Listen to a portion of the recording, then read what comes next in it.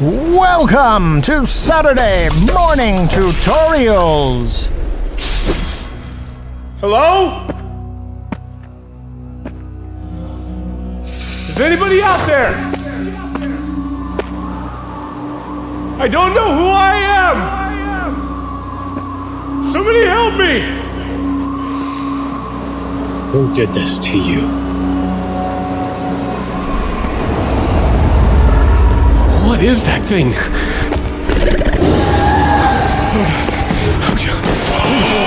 Oh God. Who just saved me?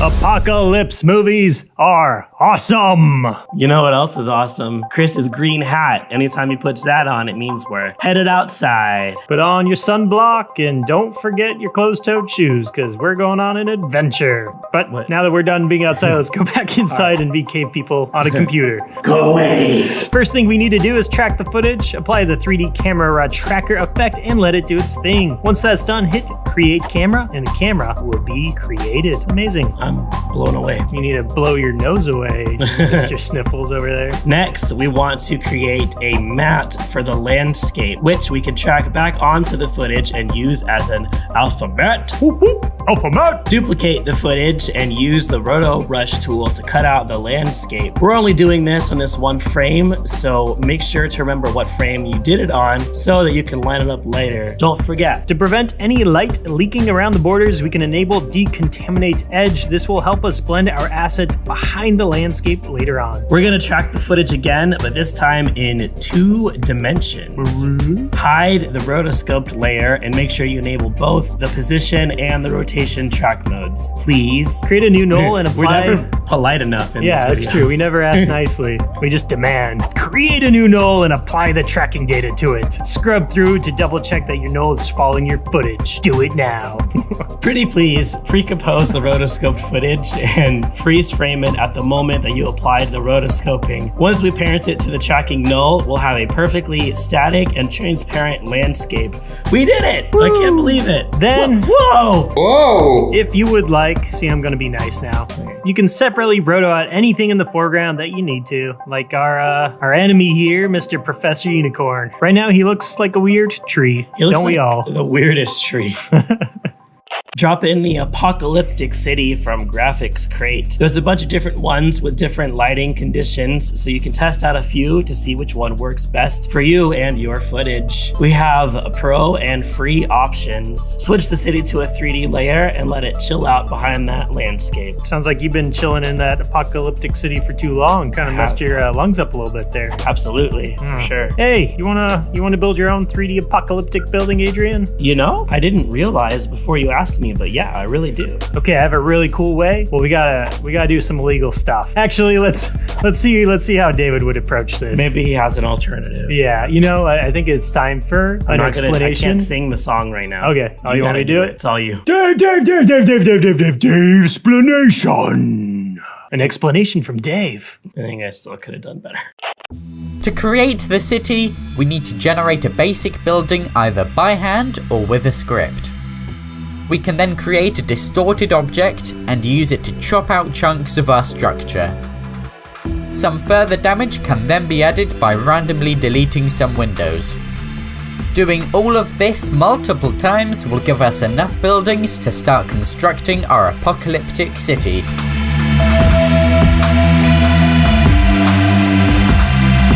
Thanks, David. We have 2 pro Apocalyptic 3D buildings and 1 free as well. Everybody check them out in the links below. That was really cool, David. I used my technique and now I'm going to prison. Cool. Yeah. Now it's time to clear the highway. Clear the highway. Pre-comp the landscape layer again, making sure to select leave all attributes. Jump right on inside this composition and look around for anything that we don't want to be seen, such as the cars.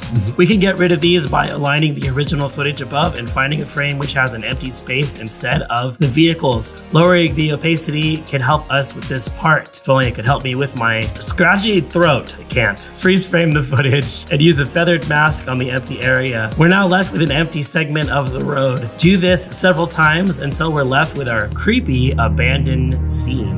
But Yep. it's creepy but beautiful in a way. Yeah. It looks nice, but it's not all it's cracked up to be. Oh, speaking of which, for the cracks, create a new solid and make it a big one. Whoa. Whoa! Use a grid effect to match the layer to the road surface in 3D space. Apply an advanced lightning effect. Whoa. I know, it's crazy stuff. This is not. We're doing cracks right now, man. All that. No, I know, but here's what you do. Oh, sorry. Get rid of the glow. Oh. Yeah. You can also use a tint that's going to give the lightning dark colors that look a lot like cracks in the ground. Duplicate the effect and make sure to turn on composite on original to start adding as much damage to the landscape as you would like. You freaking maniac. I owe you an apology. Well, anyway, if you need to pre-compose the cracked layer, making sure to enable collapse transformations so you can mask out an area that should not have the cracks. The collapse transformations button is just going to make it so this layer stays 3D and responds to our 3D camera even though it is pre-composed. On an adjustment layer, use a change to color tool to give the trees an orange-brown hue, therefore murdering them. You're a tree-hating savage. That's why the apocalypse happened. Let's head back over to ProductionCrate and download some of these smoke plumes and then start dropping them into the scene. They'll fit perfectly on the ground or even on the tops of the skyscrapers. They're so versatile. You can adjust the opacity of each individual smoke plume to lower the thickness. Create several fog-colored solids. Fog-colored means you can just use the eyedropper tool to steal a color from your sky. Yoink! Use a feathered horizontal mask along the horizon to add some atmosphere into the scene. It'll also make it look like some of that smoke that we added in from the city is spreading to the foreground. This part is optional, but if the sky is looking too blue, you can use a vibrance effect on the background and turn it down into the negative to make it look less lively. You know, that beautiful blue sky was the one source of happiness I had left in this world. But whatever, it's fine. Yeah, cool, move on. Pre-comp the entire project and make any final color corrections until you are super duper happy with the final look. Feel free to add any additional tweaks that you want. ProductionCrate has a section for destroyed cars. Just drop one of those in. Oh my god, it's huge! Oh yeah, that's better. You can use a hue saturation effect on these to make them look however you want. We've also got overgrown cables and piles of debris and barbed wire fences and some security cameras. That might be something cool to add. Yeah. We've also done 3D plants. We covered that in the time-lapse tutorial. Why don't you go ahead and click on the eye to get your eyes on that. Yeah. Cool cat. We're gonna be giving those 3D car models to our pro users in the future, so keep an eye out for that. We also have tons of content like that creature model. You like that creature model, Adrian? Yeah, it looks great, but I could never afford a high-quality rigged model like that. Well, you can. What? We're going to be Whoa. releasing that full model totally rigged and ready to go with all the textures as well as a couple of animations inside of C4D. It's not out yet, so if you want to know when it is out, make sure to follow us on the Insta. I'm going to give all the social media handles cooler names because I'm edgy and totally younger than 30. It's the Instas, the Book of Faces, and the Twits. Check back with us regularly on the blog if you want to see when those are released. You might also find it appropriate to add in some of our new tank assets or maybe some henchmen or spooky zombies. It is an apocalypse after all. It could be any kind of apocalypse you want. There are tons of ways to end the world, and ProductionCrate is basically apocalypse central now. Seriously. What's your favorite apocalypse movie, guys? Let us know in the comments. Chris, what's your favorite apocalypse movie? Let me know right 28 now. Days Later. Freaking love that movie. My favorite is Seeking a Friend for the End of the World. Is that a controversial choice? I mean, you could have done better, but Yeah, that's the one I pick. yeah, it's cool. It's cool. What's your least favorite apocalypse movie? 28 Days Later. Oh, See you guys next week. Later, Crate.